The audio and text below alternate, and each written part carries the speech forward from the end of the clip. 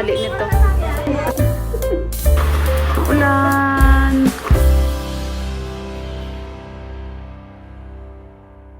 Guys, maulan. So, masarap kumain ng gunrok. Ito yung gunrok ni Didi. Bibili ako dito. Yan. For sure, hindi na tayo magkamali nito. Masarap to guys pag malamig, pag winter, tsaka tag-ulan.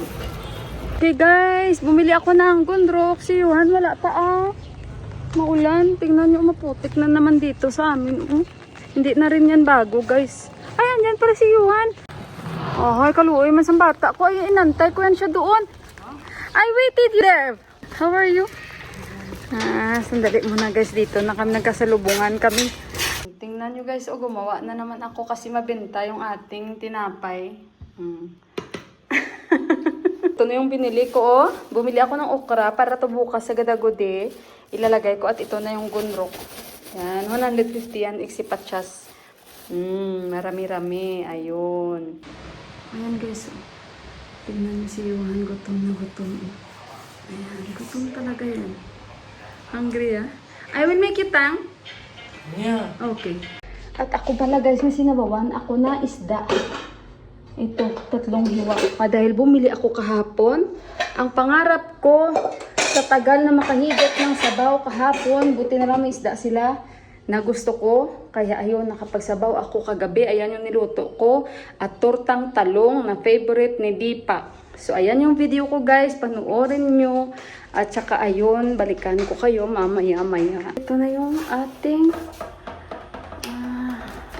lalo pag tag-ulan ay masarap gumawa ng tinapay at lalo mainit-init pa yung tinapay. Nilagyan ko na siya ng sesame seeds. Sarap talaga to ng tinapay ko guys. Ayan. Alam nyo guys, malaking tulong itong paggawa ko ng tinapay kasi sa snacks ni Yuhan, sa breakfast ni Yuhan.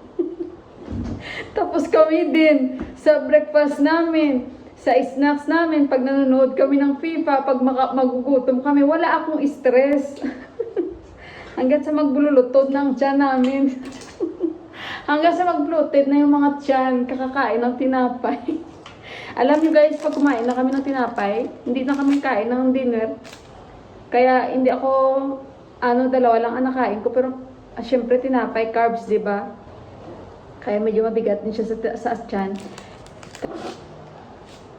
Si Tipak tumawag, sabi niya, tumawag siya kay Yuhan. Nasa taas ako, yung mobile ko nandito sa baba. Sabi niya, bakit hindi ka sumasagot? Para magjowa lang tayo Sabi niya, bibili ba ako? Sabi niya, bibili ba ako?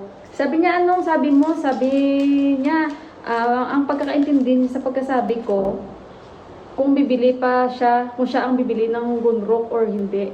Sabi ko, nakabili na ako ng gunrok. Sabi ko sa kanya. Okay. Nandyan siya. So, maulan guys. Malakas ang ulan. Katulad din kabuha. Wala na ako stress pag umaga. Kasi, syempre umay man yan guys ang matanda, no? Araw-araw, umaga, every morning, ang kanyang kakainin oatmeal. Tapos, ang pagkaluto, tubig lang ang gusto niyang ilagay. Ayan madami na Papa-cool down ko muna siya. Tapos, ililipat ko siya sa Tupperware. Tapos, saka ko, ilagay lang sa lamesa yung kain-kainin lang ba. Tapos, ilagay ko sa ref kasi may cheese ito. So, ayun guys, at after nito, magluto na ako ng gunrok. Ayun, yung gunrok guys, masarap lang yan siya pag winter or di kaya pag mga ganitong weather, maulan. Kasi yan yung parang pinaka-sabaw-sabaw nila ba. Pero masarap siya guys, promise. So, ayan, 3 na lang. 3 na lang at okay na agad.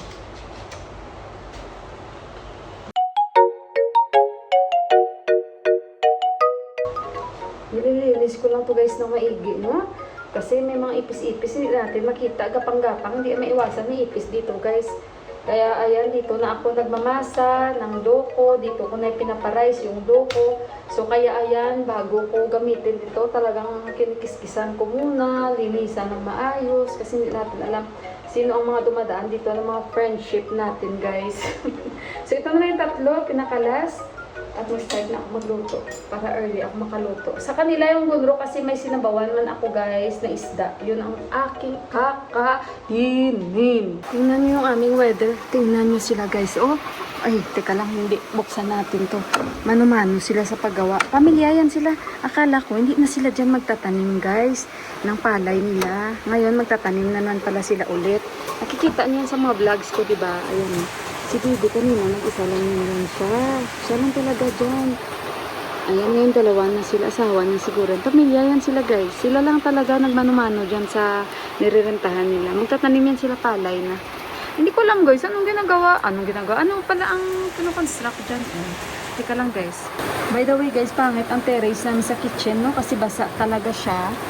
At hindi ko alam, guys, may ginagawa dito na malaking parang bahay. Hindi man bahay yan. Sana Big Mart yan, no? So, ayun, may ginagawa dyan. Hindi ko alam ano. So, ayun, guys, kanina. Ayan, dyan sila. Actually, si Bibi lang ang nakikita ko. Yung parang, ayan, yung maliit na parang mataba. Siya lang talaga kanina pa. So, magtatanim yan sila ng palay kasi tigtaniman na ng palay. Katulad dun, oh. May tanim na nakapitbahay. Yan, may tanim na sila.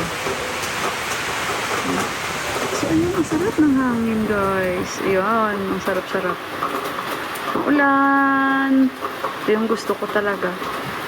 Ayan, guys, marami pa rin akong patatas. Gumawa ako ng hash brown. Isang araw, ubos agad. Simple lang, parang wedges lang na style, guys. Yan, wedges, hash brown. Ano bala. Basta ganyan, guys. Kailangan natin ubusin kasi sayang. Ang pa naman, ang kilo pa naman ng patatas is 50 rupees. At saka, hindi ako, guys, maraming patatas lagi sa bahay. Hindi kasi, para nakakasawa din.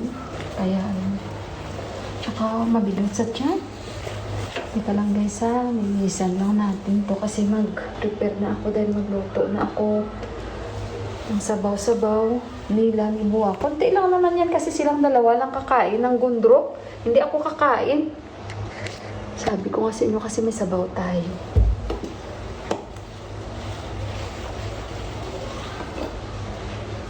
At least ito, guys, simula nung ginagamit ko siya, nalilinis ko na talaga siya ng ayos.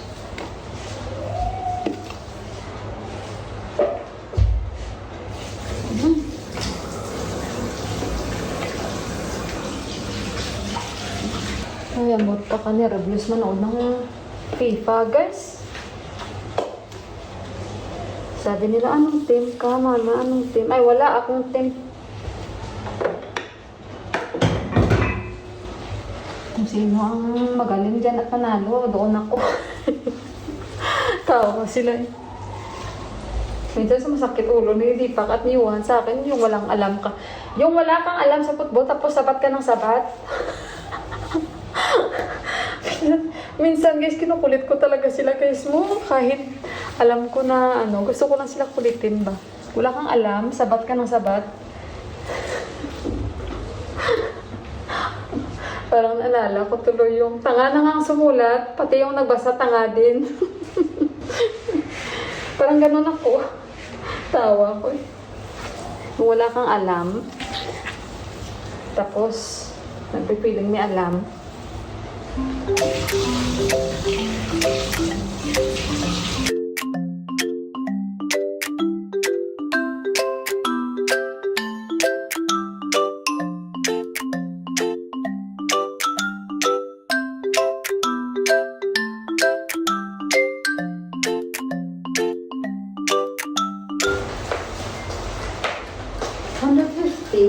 Marami na rin pala, guys. Teka lang, pakita ko sa inyo. At meron pa kami nito isa. Ito siya, oh. Ayan, green tea yan. Mga green tea ito, guys. Kasi yung brother-in-law ko, mahilig yan siya, guys, sa mahilig yan siya sa green tea. Pareho kami, mahilig kami sa mga tea. Tapos, ayan.